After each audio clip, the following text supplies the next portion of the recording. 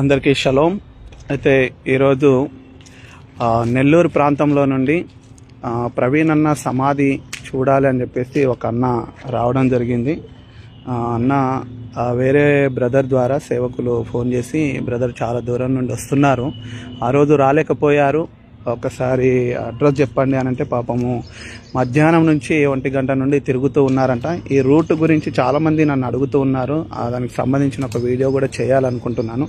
అన్న, ఎక్కడి నుండి వచ్చారన్న? మీ పేరన్నా?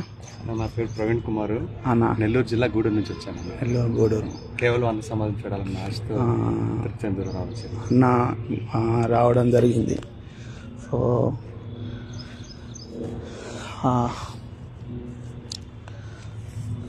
అన్న చూసి ఒక్కసారి, అన్న ఇంత సింపుల్గా ఉందా అన్న సమాధి, ఇంతటి గొప్ప వ్యక్తిది అని చెప్పేసి షాక్ అయిండు.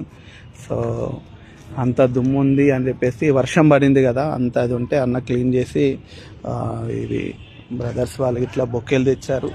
సో ఇక్కడ మనిషి ఉన్నాడని కాదు, కానీ వాళ్ళ యొక్క అభిమానము, నీతిమంతుని జ్ఞాపకం చేసుకోవడము ఆశీర్వాదకరం అని చెప్పేసి బైబిల్ సెలవిచ్చింది. సో వద్దన్న అన్నా కూడా, అన్న లేదన్నా అంత మురికిగా ఉందని చెప్పేసి తను చేయడం జరుగుతుంది.